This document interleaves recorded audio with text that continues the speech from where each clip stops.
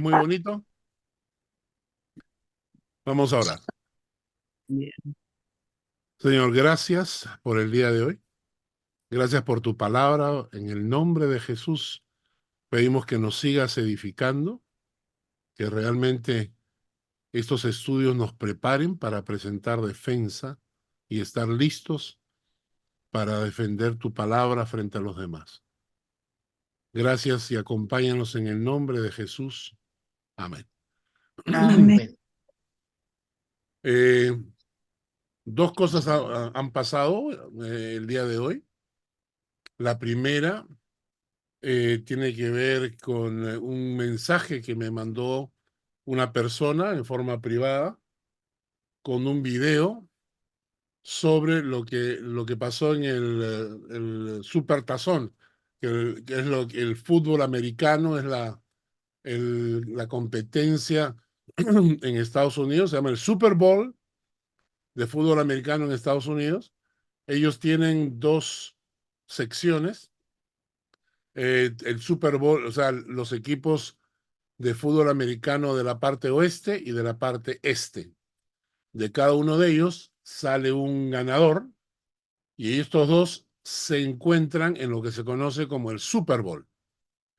Es digamos, el partido más importante de fútbol americano que se espera y se calcula que ese partido de fútbol es observado por un promedio de casi 80 millones de personas. Estados Unidos tiene 230 millones de habitantes y de esos 230, cerca de 80 millones se conectan para ver el partido. Y claro, el resto son esposas, hijos, ancianos. O sea, en realidad toda la población americana se conecta. Y la publicidad, la publicidad dentro del Super Bowl es una de las más importantes en los Estados Unidos. Un minuto de publicidad cuesta $1 millón, porque es observado por todo el mundo, ¿no? Y lo que no ha ocurrido antes, ocurrió esta vez en este Super Bowl. Hay una publicidad en medio, justamente en medio, en el tiempo medio del partido, donde ¿quiénes ponen publicidad ahí? Ponen la Coca-Cola, Doritos, los carros de mayor marca. O sea, los que ponen publicidad ahí son las compañías gigantescas. Este año ha habido una publicidad donde han presentado un montón de personas lavándole los pies a otros. Por ejemplo, una chica embarazada y una doctora lavándole los pies delante de una clínica abortista. Luego aparece un homosexual sentado frente al mar y un sacerdote católico de rodillas lavándole los pies. Y entonces, y así han tomado escenas especiales, ¿no? Para promover la filosofía, la ideología que está gobernando actualmente en el mundo. Y entonces ellos dicen, este, Jesús no condenó a nadie, Jesús le lavó los pies a los otros, hagamos lo mismo, ¿no? Esa publicidad, con la duración que ha tenido, ha costado fácilmente entre 5 y 6 millones de dólares. La pregunta es, ¿quién paga eso? ¿Quién paga ese tipo de publicidad que lo que busca es destruir la moral de la sociedad? Nos estamos encontrando con este tipo de cosas. La otra cosa que ocurrió es que mi hijo, Mark, estuvo en conversaciones con un amigo de él. Nosotros lo conocemos, es hijo de unos amigos nuestros, que habiendo estado en la iglesia, hoy día eh, dice que ya no cree en nada, etcétera, ¿no? Y cuando mi hijo Mark le mandó información sobre las profecías bíblicas, libros bíblicos como Isaías, etcétera, las respuestas de él eran respuestas cargadas de ignorancia. Es decir, esas frases que te dicen en el mundo que la gente se cree muy inteligente al decirte cosas así, pero que son absolutamente ignorantes. Mi abuela, cuando vivía, me decía, la ignorancia es insolente. O sea, tú eres ignorante y como ignorante te atreves a afirmar cosas como si fueran absolutamente ciertas, como si tú fueras el genio que se las sabe todas, el doctor en todas las materias, y afirmas cosas. Hace un tiempo atrás llegaron acá a Suiza, llegó una familia, el muchacho había estudiado en el colegio con mis hijos en Lima, y nosotros lo acogimos para que él pudiese integrarse a Suiza, ¿no? Pero él venía de una familia cuyo padre se la daba de ateo, de agnóstico, de que, etcétera, etcétera. Entonces, un día sentado en las mesas conversando con él, este muchacho me dijo, yo no creo en la Biblia porque la Biblia fue escrita por sacerdotes en el siglo XV. Entonces yo lo miré y le dije, afirmas una cosa con tanta seguridad como si supieras lo que acabas de decir, le dije, es absoluta ignorancia. O sea, decir que la Biblia fue hecha por sacerdotes en el siglo XV demuestra completa ignorancia y estar completamente desentendido de la historia real, ¿no? La Biblia, hay los escritos, están los museos donde están escritos libros originales, antiguos, copias. O sea, hay tanta información arqueológica e histórica que es imposible afirmar algo así. Decir que la Biblia fue escrita en el siglo XV por sacerdotes muestra absoluta ignorancia, ¿ya? Absoluta ignorancia. Solo una muestra.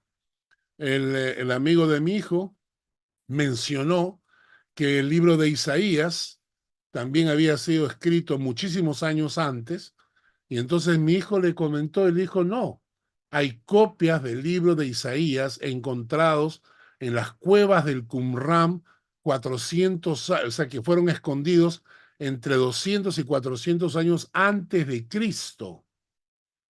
Pero el amigo ya había afirmado con seguridad que Isaías lo habían escrito después, ¿no?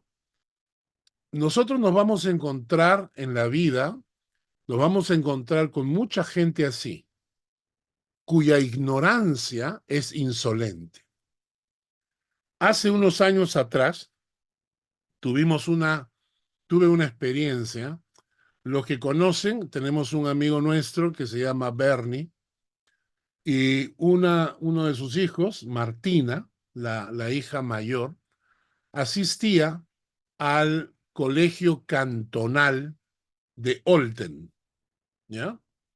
Ella estaba estudiando en el colegio cantonal, que es cuando tú terminas la secundaria y tienes buenas notas, entonces tienes derecho a postular y asistir al colegio cantonal donde se agrupan todos los mejores estudiantes de todos los colegios de todos los pueblos. O sea, en todos los pueblos hay colegios y de ahí los mejores estudiantes tienen la posibilidad de seguir sus estudios antes de entrar a la universidad y van a lo que se llama el colegio cantonal. Martina, la hija de Bernie, estaba en el colegio cantonal y me llamó y me dijo lo siguiente. Me dijo, tío Carlos, el profesor de historia en el colegio cantonal me ha dicho, y lo ha dicho delante de todos los alumnos en la clase, ha dicho que no hay evidencia histórica de que Jesús haya existido en verdad.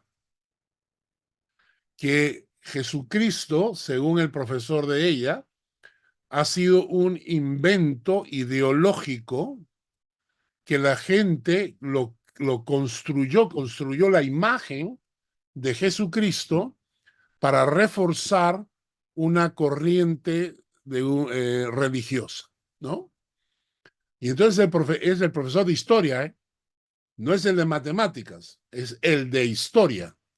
Le dice a todos los alumnos, les dice que no hay evidencia histórica de la existencia de Jesucristo, que Jesucristo nunca existió en forma personal, sino es que simplemente solo un invento creado por un grupo de religiosos para fortalecer sus creencias. Ella me llamó y me contó esto y yo le dije, Martina, anda a tu profesor y dile que por favor quiero tener con él un debate abierto delante de los alumnos del colegio cantonal. Si él no tiene evidencias de la existencia de Cristo en forma real, entonces que lo demuestre y yo voy a demostrar que sí hay evidencia histórica que demuestra sin lugar a dudas que Cristo existió, vivió, pisó esta tierra y que todo lo que él hizo es cierto. Obviamente el profesor se negó a ese debate. Entonces yo le dije, Martina, si él no quiere discutir, es obviamente lo que decía mi abuela, es un ignorante, insolente, que se atreve a afirmar una cosa como esa. Pero no es el único, ¿eh? Les voy a enseñar, les voy a enseñar unos documentos. Bueno, ¿lo ven? Bueno, en primer lugar, ya hemos tocado la parte 1, la lección 11, que es la persona de Cristo, tiene 9 partes, ¿ya? La lección 11, la persona de Cristo, tiene 9 partes. Hemos visto la singularidad de Jesús, parte 1. Hemos visto parte 2, 12 pruebas que señalan a Jesús como el único enviado de Dios. Nos hemos demorado casi 5 semanas en esto, ¿no? O 6 semanas, creo. Muy bien. Y hoy estamos viendo la parte 3, el hecho histórico de la persona de Cristo. Y vamos a tomar un par de semanas para estudiar el hecho histórico de Jesucristo. Les decía que, por ejemplo, en este periódico llamado El Confidencial, es un periódico con tendencia izquierdista, es un periódico que generalmente busca artículos para negar la fe. Este Confidencial escribe en un artículo y dice, ¿es Jesús una figura histórica? 5 razones para pensar que nunca existió. 5 razones para pensar que nunca existió. Me leí todo el artículo, ¿no? Y obviamente hacen conjeturas fantasiosas, ¿no? Que tratan de demostrar algo que no es cierto. Entonces, hay gente que afirma esto. Encontré en Wikipedia que se conoce como teoría del mito de Jesús. Si ustedes leen acá, se llama el mitismo de Jesús. La teoría del mito de Jesús, también conocida como Jesús mitológico, o la teoría de la ahistoricidad de Jesús, o sea, sin historia, es la opinión de que la historia de Jesús es una pieza de mitología que no posee afirmaciones sustanciales de eventos históricos. Alternativamente, en términos dados por Bart Ehrman, parafraseando a Earl Doherty, opinan que el Jesús histórico no existió, o si lo hizo, no tuvo prácticamente nada que ver con la fundación del cristianismo. Dicen que es una teoría marginal apoyada por pocos especialistas titulares o eméritos en crítica bíblica, etcétera, etcétera. Y bueno, en fin, ¿no es cierto? Ahora, ¿qué quiero decirles con esto?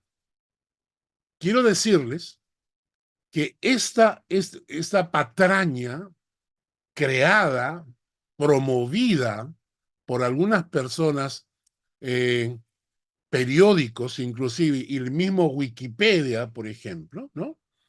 Vamos a demostrar históricamente con documentos históricos que pueden ser corroborados sin problema, que es una patraña, un engaño, una falsedad. Y Hitler tuvo una frase muy conocida que decía, miente, miente, algo queda. Hitler decía, cuando Hitler salía a dar sus speech delante del auditorio alemán, lo ensayaba solo frente a un espejo. Y lo ensayaba al punto que él se convencía a sí mismo de que era verdad. Recién entonces salía a hablar en público. Y esa frase, miente, miente, que algo queda, es una estrategia de estas personas. Mienten, mienten, ¿no? Afirman cosas absurdas, mentiras, y cuando tú les demuestras que están equivocados, simplemente, ¡pum!, saltan a otro tema. Como que no pasó, como que ya se olvidaron. Entonces, cuando tú demuestras su mentira, ya quedó sembrado en algunos corazones. El estudio que vamos a tener en las próximas semanas, vamos a ver que existen suficientes fuentes históricas y arqueológicas que están registradas en diferentes museos en el mundo, donde uno puede corroborar la información que demuestra sin lugar a dudas que Jesucristo fue una persona real que pisó esta tierra. No vamos a hablar de cuestiones religiosas, no vamos a hablar de que Jesús es Dios o que el mensaje de amor de Jesús, de eso no vamos a hablar. Lo que vamos a demostrar es que Jesús fue un ser real, histórico, un personaje histórico, y que esta gente tiene el descaro, el desparpajo de afirmar cosas que arqueológica e históricamente son fácilmente refutables. Pero lo seguirán diciendo porque a ellos no les interesa la verdad. Lo que ellos quieren es, tienen una intención oculta que quieren demostrar sus ideologías a costa de la verdad, mantener a la gente engañada. Entonces, voy a, voy a presentarles una imagen más. ¿Dónde estoy acá? Muy bien. Okay. Vamos a compartir pantalla. Muy bien.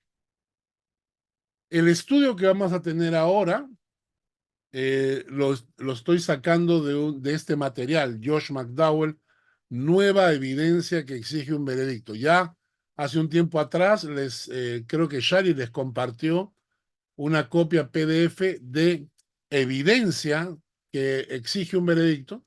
Y ahora este es un nuevo libro que ha sacado, una nueva versión, utilizando gran parte del libro anterior, pero en este libro ha añadido un par de capítulos y entonces voy a utilizar este libro como base para este estudio sobre la historicidad de Jesús. Y lo que vamos a ver de ahora en adelante, de lo que vamos a ver ahora en adelante es lo siguiente. ¿no? Carlos, perdón, una preguntita. ¿Hay este libro en alemán? Habría que buscarlo, no lo he buscado, pero habría que buscarlo. ¿Por qué? Me gustaría regalárselo a esta persona, Ya, a este amigo de Mark, bueno, ya. nuestro amigo. Vamos a buscarlo, debe existir. El otro sí existe. El primero evidencia que según un veredicto sí existen, pero mi vida, él no tiene interés. Mark le ha mandado información y obviamente por lo que contesta, él no tiene interés en aprender la verdad. Él ya tiene una posición establecida y no importa lo que se le diga, no importa lo que se le explique, él inmediatamente está buscando fuentes que refutan. O sea, no tiene el interés de conocer la verdad, sino él Mm, necesita negar la realidad bíblica y como me dijo Mark, eh, porque necesita seguir viviendo el tipo de vida que vive. ¿No es cierto? Muy bien. El estudio que vamos a empezar el día de hoy entonces nos habla de que estamos hablando de fuentes arqueológicas e históricas. No estamos hablando de, a mí me contaron, a mí me dijeron, yo lo escuché en el internet o lo vi en el Google. No estamos hablando de eso. Estamos hablando de fuentes históricas que son comprobables y como les repito, están guardadas en los museos alrededor del mundo. Muchos de ellos, de estos documentos, están especialmente en el Museo de Jerusalén, tienen muchas de estos archivos. Vamos a hablar de fuentes seculares. ¿Qué significa fuentes seculares? Gente que no era cristiana, o sea, gente que no pertenecía al grupo cristiano, sino eran gente extraña, externa, ¿no? Fuentes seculares. ¿Mm? Luego hablaremos de las mismas fuentes judías, que obviamente buscan demostrar que Jesús fue un mentiroso, que Jesús fue un arrogante, que Jesús se creía Dios. O sea, las fuentes judías hablan en contra de Jesús, pero al momento de hablar en contra de Jesús, justamente demuestran que existió. O sea, no vamos a discutir, como les digo, el tema. Cuando las fuentes judías hablan, por ejemplo, bueno, no voy a adelantar, pero las fuentes judías se burlan de mucha doctrina bíblica, como la resurrección o el nacimiento virginal, y lo mencionan. Entonces nos está diciendo que Jesucristo realmente existió y por eso está registrado en sus fuentes. Claro, ellos lo registran como un mentiroso, como un falso profeta, pero lo mencionan, quiere decir que demuestran su existencia. También vamos a hablar de las fuentes cristianas. Hay un montón de información de fuentes cristianas que no solamente son los evangelios, sino extra evangelios. O sea, fuera de los evangelios hay escritores cristianos que dieron testimonio de la existencia real de Cristo, de su nacimiento, de su muerte, etcétera. Y por último, vamos a añadir unas fuentes históricas adicionales para entender lo que estamos hablando. Hasta acá todo está claro, ¿verdad? ¿Mm? Muy bien. Así que vamos a empezar. eh, Vamos a empezar con las fuentes seculares. ¿Ya? Fuentes seculares. En esto vamos a mencionar a 7 escritores, historiadores antiguos, repito nuevamente, sus libros, sus escritos, sus documentos se encuentran en los diferentes museos alrededor del mundo. Uno de ellos es Cornelio Tácito, el segundo es Suetonio, tercero Luciano de Samosata, cuarto Plinio el Joven, 5 Talos, 6 Flegón y 7 Mara Bar Serapio. ¿Ya? Estos escritores, les repito, son historiadores. Existía en el tiempo de Jesús, especialmente en los romanos, la costumbre de tener los reyes, los emperadores, tenían sus propios historiadores que registraban los eventos que ocurrían para que quedasen para la posteridad, para que otros pudiesen escuchar, saber lo que había pasado, ¿no? Entonces, muchos escritores seculares de la antigüedad mencionan a Jesús y el cristianismo en sus inicios. El hecho de que ellos comúnmente sean antagónicos al cristianismo los convierte especialmente en buenos testigos, porque ellos no tienen nada que ganar al admitir históricamente que Jesús existió.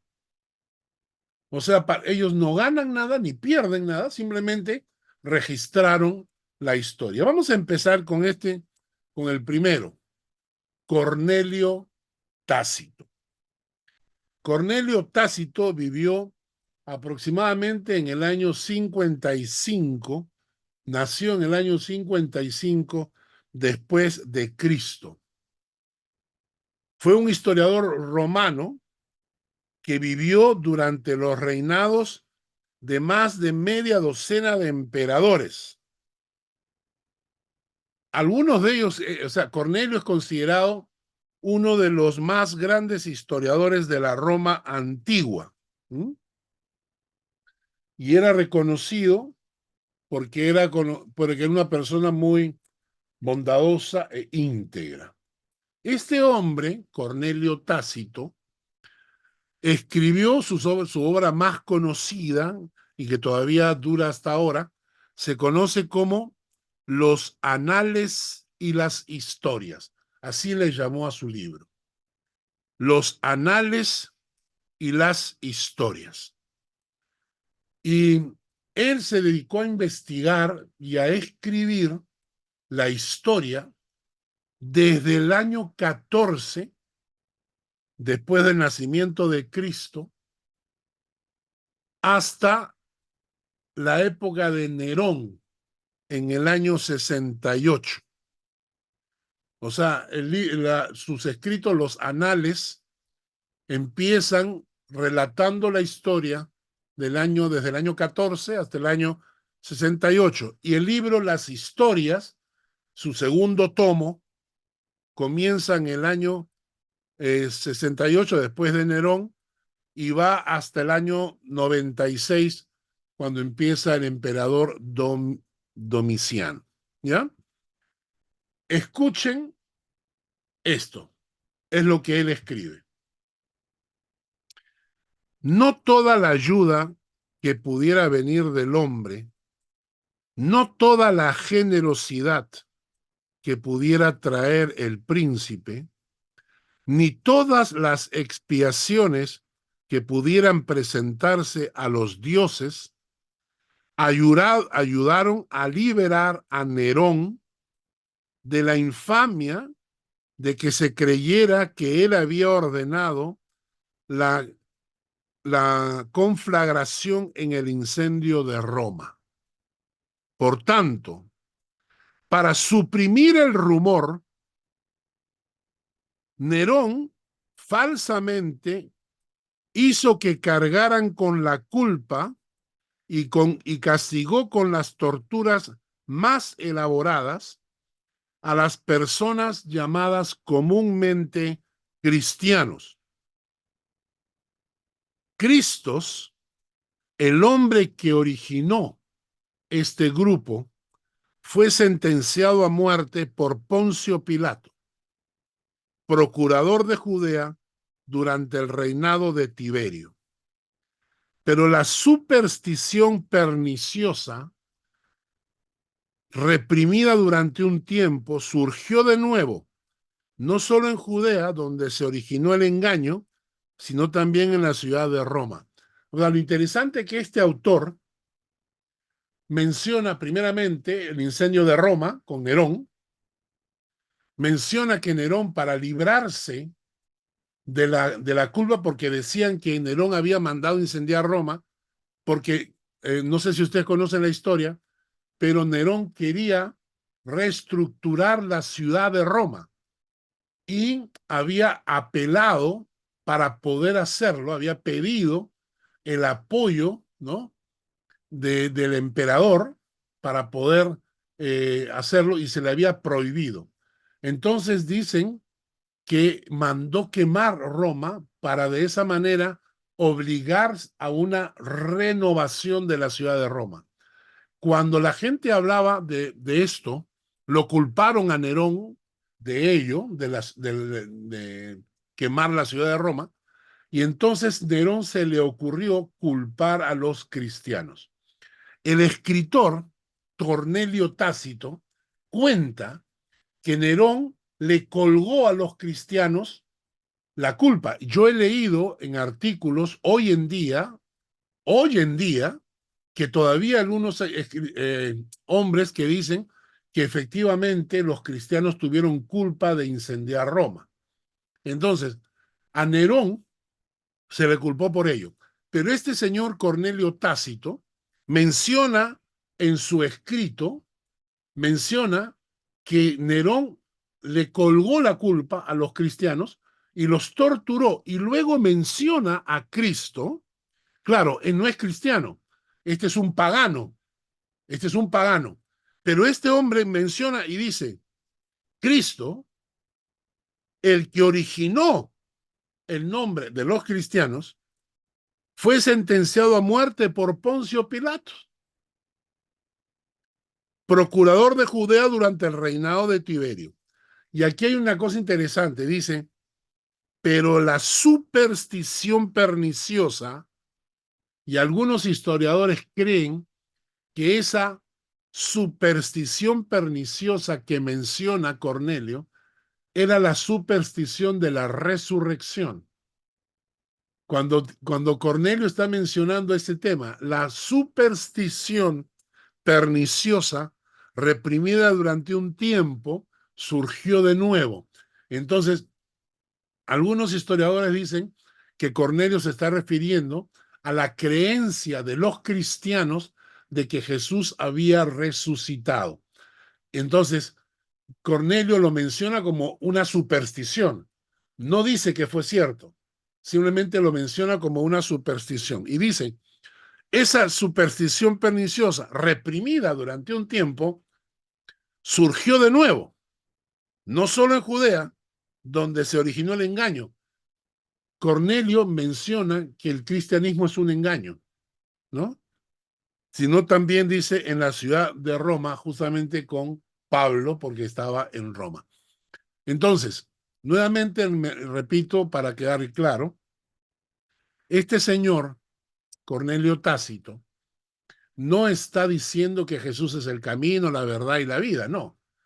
Lo que está diciendo es que los cristianos fueron culpados del incendio de Roma, que este señor Cristo fue un engañador, fue un mentiroso, un estafador, ¿no? Que se corría la bola, la superstición de que había resucitado, y que no se le ocurrió mejor cosa a Nerón que colgarle a los cristianos la culpa del incendio de Roma.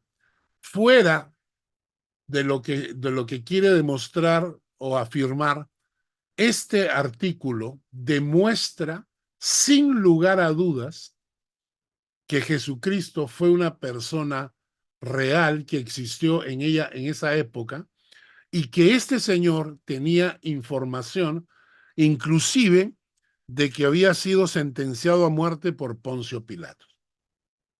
Ahora viene la pregunta: ¿cómo es posible que haya gente, que haya un periódico, que esté en Wikipedia? ¿Cómo es posible que haya gente que todavía afirme que Cristo no haya sido real, que nunca haya existido, teniendo documentos como estos registrados y guardados en los diferentes museos? Bien, vamos a continuar. Segundo, uy, me equivoqué. El segundo es Suetonio. Suetonio. Suetonio es otro historiador romano, un oficial de la corte de Adriano, ¿no? El emperador Adriano. Y él trabajaba oficialmente como cronista de la Casa Imperial. Él escribió sus historias, registró sus crónicas a la que llamó la vida de Claudio. Vida de Claudio, que fue uno de los emperadores romanos. Cuando los judíos estaban continuamente en disturbios, dice él, escuchen, ¿eh?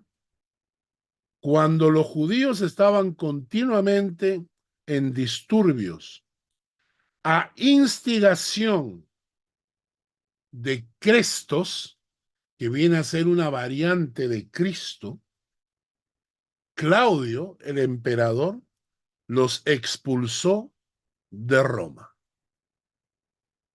O sea, este historiador menciona el nombre de Cristo. Dice, cuando los judíos estaban continuamente en disturbios a instigación de Cristo, Claudio el emperador los expulsó de Roma. ¿Mm? Y en otra obra, Suetonio escribe en cuanto al incendio ocurrido en Roma. Y dice, bajo el reinado de Nerón, Nerón castigó a los cristianos, una clase de personas entregadas a una superstición nueva y engañosa. ¿Mm? Unos cristianos, una clase de personas entregadas a una superstición nueva y engañosa. Dice, eh, ellos estaban sufriendo, noten esta frase, ¿eh? Ellos estaban sufriendo y muriendo por su convicción de que Jesucristo había muerto y había resucitado de entre los muertos. Suetonio, reconociendo que los cristianos aceptaban morir y sufrir porque creían que Cristo había muerto y resucitado. Nuevamente, este es un autor extra cristiano, no es bíblico. Es un pagano, un historiador normal que reconoce a Cristo y reconoce a los cristianos y reconoce que los cristianos sufrían y morían por su fe. Luciano de Samosata, número 3. Luciano de Samosata. Este es un personaje interesante, porque Luciano de Samosata era un sátiro, era un, hoy en día sería un cómico, ¿no? Pero un cómico burlón, ¿no? Y entonces este hombre hacía obras de teatro burlándose de la historia de lo que pasaba a su alrededor. Ustedes han escuchado hablar de los trovadores. Los trovadores eran personas que viajaban de pueblo en pueblo con unas guitarras y que construían, hacían, componían canciones con las noticias que estaban ocurriendo. Entonces, cuando ellos se enteraban de alguna noticia importante, componían canciones y entonces iban a los pueblos y cantaban las canciones, los trovadores. Cantaban las canciones y le informaban a la gente por medio de canciones las noticias, ¿no? Básicamente eran canciones llenas de chismes y de burlas. Otra cosa que hacían estos trovadores, algunos de ellos, iban con grupos de teatro. Iban con grupos de teatro, llegaban a los pueblos y hacían obras satíricas, burlonas de lo que estaba ocurriendo. Hacían obras satíricas de los reyes, de los emperadores, se burlaban en público de ellos, ¿no? Y de esta manera el público escuchaba las historias, se enteraba de los chismes. Pues, Luciano de Samosata, iba también haciendo este tipo de viajes y se burlaba. Y él se burló de Cristo y de los cristianos, pero nunca asumió o argumentó que no fueran reales. Luciano dice en una de sus obras satíricas, dice, los cristianos, ¿sabes? Adoran a un hombre hasta el día de hoy. Él es el personaje distinguido que introdujo sus nuevos ritos y por ello fue crucificado. Como puedes ver, estas criaturas erradas, equivocadas, comienzan con la convicción general de que ellos son inmortales porque tienen vida eterna. Y eso explica su menosprecio de la muerte y la dedicación voluntaria que son tan común entre ellos. Les fue indicado por su legislador que ellos son todos hermanos. Desde el momento en que se convierten, que niegan a nuestros dioses de Grecia y adoran al crucificado y viven de acuerdo a sus propias leyes. Todo esto lo hacen por fe, con el resultado de que desprecian los bienes materiales considerándolos como una propiedad común. Esto está escrito en su tratado que se llama La muerte del peregrino, páginas 11 al 13. Nuevamente, un historiador, Luciano de Samosata, mencionando la realidad de que Cristo existió, que los cristianos se entregaron voluntariamente a seguirlo, que estuvieron dispuestos a sufrir y morir por él. Después de escuchar esto, yo me sigo preguntando, ¿con qué descaro puede haber gente que niegue la historicidad de Cristo? Vamos por el cuarto, Plinio el Joven. Plinio fue gobernador de Bitinia, en el Asia Menor. Plinio fue gobernador de Bitinia en el Asia Menor. Él escribió al emperador Trajano, o sea, Plinio le escribe al emperador Trajano buscando consejo en cómo tratar a los cristianos. Dijo que él había estado matando a hombres, mujeres, niños y niñas, que había tantos, noten esto, que había tantos que eran llevados a la muerte, que Plinio se preguntaba si debía continuar matándolos a cualquiera que descubriera que era un cristiano, o si solamente debía matar a algunos de ellos. O sea, Plinio le escribe al emperador Trajano y le dice, oye, no sé si tengo que matarlos a todos o solamente mato a algunos. Si mato a algunos, de repente los otros ya pues se esconden, se van, se dispersan, ¿no? Pero eso de estar matando a todos, o sea, le incomodaba a Plinio matar a los cristianos, ¿no? Y dice, explicó que había hecho que los cristianos, los había obligado a los cristianos a inclinarse ante las estatuas de Trajano, del emperador. Plinio continúa diciendo que los había obligado a maldecir a Cristo, lo cual un cristiano auténtico no hace, dice él, ¿no? Y en la misma carta escribe, ellos afirman, sin embargo, que toda su culpa, su error, era que ellos tenían la costumbre de reunirse en un día determinado antes del amanecer, que cantaban estrofas alternadas, un himno a Cristo, como si este personaje fuera Dios, que se unían en un juramento de no hacer nada malo, nunca cometer fraude o robo o adulterio, nunca falsear su palabra ni a negar algo que se les hubiera confiado cuando fueran llamados a entregarlo.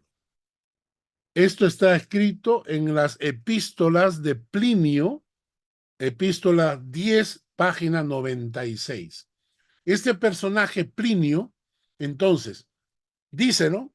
Que los cristianos lo único que hacen, tienen la costumbre de reunirse en un día determinado, el día del Señor, el domingo, los cristianos se reunían. Estos sí se reunían, ¿eh? Hoy en día hay muchos que no se reúnen porque ven el culto por internet, pero ellos sí Ah, se reunían, ¿eh? Y antes del dice, amanecer, dicen. entonces, dice, antes del amanecer se reunían, cantaban himnos a Cristo y lo trataban como a un Dios. Y se unían en un juramento para no hacer nada malo. O sea, juraban no cometer fraude, no cometer robo, no cometer adulterio, nunca falsear su palabra, etcétera, etcétera. Y entonces Plinio pregunta a Trajano, ¿debo seguir matándolos?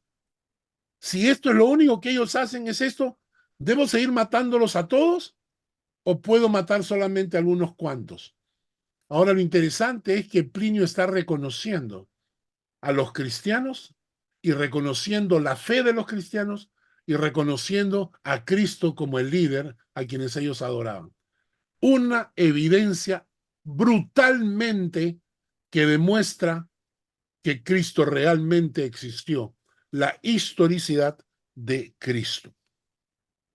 Vámonos por el quinto, Talos. Talos es uno de los primeros escritores seculares que mencionan a Cristo. La fecha de Talos es aproximadamente el año 52 después de Cristo. Talos escribió unas crónicas que se llaman Una historia del mundo mediterráneo oriental desde la guerra de Troya hasta su propia época. ¿Ok? Entonces su libro se llama Historia del mundo mediterráneo oriental desde la guerra de Troya hasta su propia época. En sus libros hay un comentario muy interesante que se refiere, dice, un seguidor de él que se llama Julio Africano, que preservó los libros de Talos, escribe, Talos, en el tercer libro de sus historias, explica la oscuridad como un eclipse de sol, lo cual me parece irrazonable. Es irrazonable, por supuesto, porque un eclipse de sol no ocurre durante la época de la luna llena. Y cuando el personaje llamado Cristo murió, fue durante la luna llena de la Pascua. Julio Africano, Crónicas, capítulo 18, párrafo 1. Entonces, este señor Julio Africano, hablando de Talos y de los escritos de Talos, dice que Talos menciona, explica el eclipse que hubo cuando muere Cristo y que dicen que fue un eclipse de sol. Pero el mismo Julio Africano dice, eso no puede ser porque no puede haber eclipse de sol cuando hay luna llena. Entonces, y Cristo murió justamente en la Pascua, que es cuando los judíos celebran la luna llena. Esta referencia muestra que el relato de los evangelios acerca del eclipse que hubo cuando Cristo murió fue real, pero al mismo tiempo reconoce que un personaje llamado Cristo murió, fue crucificado y al momento de su muerte ocurrió un eclipse cuando se ocultó el sol. Y esto es interesante, que a ellos no les interesa, a estos no les interesa demostrar si Cristo era Dios o no era Dios, si era el Mesías o no era el Mesías. A ellos no les importa eso. Lo que a ellos les importa es tratar de explicar el eclipse. Eso es lo que les preocupa. ¿Cuál es una explicación lógica para ese eclipse que ocurrió cuando este personaje, Jesús, fue crucificado y murió? Pero al momento de mencionar el eclipse, nos está demostrando que Jesucristo realmente fue un ser histórico, que murió, que fue crucificado y que cuando Él muere hay realmente un eclipse que la tierra se llenó de tinieblas. Vamos al sexto. A ver, tenemos una pregunta acá. Hugo y Janet levanta la mano. Dime, Hugo. Sí, pastor, es que estoy siguiéndolo también por los nombres, pero este Talos era griego, es que no lo ubico Sí, dentro del contexto histórico. sí. Se habla de Talos, pero como una persona, un gigante alado, que representaba como en una moneda. No, no, no. Talos fue un escritor secular. Eh, ¿Postales de Mileto, Carlos? puede ser, ¿ah? Talos de Mileto puede ser. Pero Postales a de ver, Mileto. fíjate por Talos de Mileto. Ok, ya lo busco. Ya, No lo hallo dentro del contexto histórico, porque me, ya. están, me está hablando de 300 años antes de Cristo.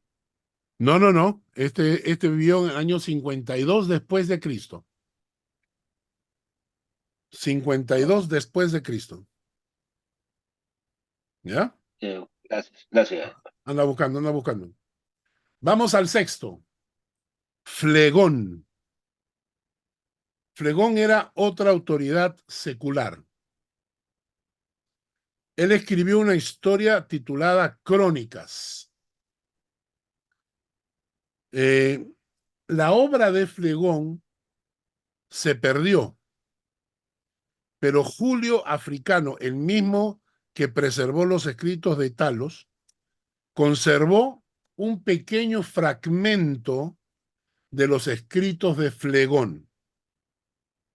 Y en esos pequeños fragmentos dice lo siguiente: confirma que hubo oscuridad sobre la tierra durante la crucifixión de Jesús, y él la explica como resultado de un eclipse solar. Durante la época de Tiberio César ocurrió un eclipse de sol durante la luna llena. En este caso, eh, el escrito de Flegón, preservado por Julio Africano, no menciona a Cristo, pero menciona el hecho que durante la época de Tiberio César ocurrió un eclipse solar durante la luna llena, cosa que no era común. ¿Mm? Y por último, vámonos al último, Marabar Serapio. Marabar Serapio, un filósofo sirio. Chari, ¿estás levantando la mano? Sí, ya llegué la referencia y tal es Talo sin S, Allá, por ese motivo solamente ha encontrado, porque hay personajes ficticios efectivamente, ya, extraterrestres y qué sé yo, otras historias, pero es Talo, Talo, Talo, sin S, ya, y he puesto el link también en el grupo, y perfecto. también ya he puesto el libro de Nueva Evidencia que demanda un veredicto, que Sí. son más de 800 páginas y ahí también tienen todas las fuentes para poderlas ver. Lo acabas de poner. Sí, Sí, ya está toda la información. gracias, Perfecto, Shari, súper. perfecto. De Muchas Gracias. nada. gracias. Ah, muy bien, entonces, tenemos a el último, Marabar Serapio, filósofo sirio. Este fue sirio. Eh, vivió poco después del año 70 después de Cristo. Escribió una carta a su hijo desde la cárcel. Lo animó a buscar la sabiduría y en su carta compara a Jesús con los filósofos Sócrates y Pitágoras. La carta dice lo siguiente: ¿cuál es la ventaja que obtuvieron los atenienses por matar a Sócrates? Hambruna y plaga les llegaron como juicio por su crimen. ¿Cuál es la ventaja que obtuvieron los de Samos por quemar a Pitágoras? En un momento su tierra fue cubierta con arena. ¿Cuál es la ventaja que obtuvieron los judíos por ejecutar a su rey sabio? Fue justo después de eso que su reino fue abolido. Dios vengó con justicia a estos tres sabios. Los atenienses murieron de hambre, los samianos fueron abrumados por el mar, y los judíos arruinados y echados de su tierra viven en una completa dispersión. Pero Sócrates no murió para siempre, continuó viviendo en la estatua de Hera. Ni el rey sabio de los judíos murió para siempre, porque continuó viviendo la enseñanza que había entregado. Está en la carta que le escribe él a su hijo y en el párrafo 114. Este escritor ciertamente no era cristiano porque pone a Jesús en igualdad de condiciones con Sócrates y Pitágoras. Entonces, para él no utiliza el nombre de Jesús, sino habla del rey sabio de los judíos que fue asesinado por ellos mismos, ¿no? Y en otra parte de sus escritos, este señor Marabar Serapio muestra que él es politeísta, porque él cree en varios dioses. A pesar de todo ello, él considera que Cristo era el rey sabio de los judíos que fue asesinado por los propios judíos. Interesante porque si aceptamos los documentos históricos donde este señor menciona cómo fue asesinado Sócrates, cómo fue asesinado Pitágoras, ¿por qué vamos a dudar de lo que dice de Jesús? ¿Por qué voy a aceptar lo que dice de Sócrates? Acepto lo que dice de Pitágoras, pero no acepto lo que dice de Jesús. Eso significa que una persona tendría intenciones propias, malévolas e ideológicas para tratar de negar lo que no les gusta y aceptar lo que les interesa. Lo que acabamos de ver es que las fuentes seculares, solamente he mencionado 7 de las tantas que hay, de las tantas evidencias que hay, fuentes seculares que mencionan, relatan que Jesús existió, vivió, que los seguidores de Jesús se llamaban cristianos porque a Jesús le llamaban el Cristo, que fue crucificado, que fue asesinado en la época de Poncio Pilatos, que fue entregado, y que, y que había una superstición entre los cristianos de que él había resucitado. Todas estas fuentes seculares muestran entonces que realmente Jesús es un hecho histórico y real. Dos cosas voy a decir para finalizar el estudio de hoy. La primera, me da vergüenza ajena el descaro de gente que afirma mentiras como el profesor de Martina Schweitzer en el colegio cantonal, como estos periódicos izquierdistas, como esta información falsa en Wikipedia, afirman cosas habiendo tantas evidencias que demuestran lo contrario. Nuevamente seguimos creyendo lo que decía Hitler. Miente, miente, algo queda. Y van a encontrarse ustedes con personas así. Van a encontrarse con personas que les van a afirmar las cosas más absurdas y ridículas, producto de la ignorancia, de no saber lo que realmente ha ocurrido en la historia de la humanidad. La próxima semana entraremos a las fuentes judías, lo que se conoce como el Talmud babilónico. Les voy a explicar qué es esto del Talmud babilónico y cómo en el Talmud babilónico se menciona la crucifixión, los discípulos de Jesús e inclusive hablan del nacimiento virginal de Cristo. Y luego un gran judío, historiador muy conocido, porque tiene muchísimos libros escritos, mucha documentación escrita, es conocido como Flavio Josefo. De esto vamos a hablar la próxima semana. Bien, entonces pues nos despedimos, será hasta la próxima semana. Vamos a orar y terminamos. Señor, gracias por este tiempo y por este estudio. Gracias por lo que hemos aprendido. Gracias porque fuiste real, viviste en esta tierra, pisaste esta tierra y lo maravilloso es que volverás a pisarla porque vienes por segunda vez. Gracias, oh Dios, te damos la gloria y te bendecimos en el nombre de Jesús. Amén y amén. Amén. Bueno, que Dios les Pastor, guarde. algo para bendiga. terminar.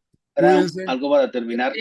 Bendiciones, Huguito, gracias. Huguito, Gracias, Carlos. Huguito, dime. En el derecho Gracias. nosotros decimos, con esto que esta enseñanza que nos ha dejado hoy, en el derecho nosotros decimos, dame la prueba y te daré el derecho. Esto nos está dando el derecho y nos está reforzando la verdad. Dame la prueba y te daré el derecho. Qué bueno. Gracias. Lindo. Qué bueno. Gracias. Gracias. Cuídense. Gracias, Carlos. Gracias. Vayan a comer. Chao. Chao, chao. Bye.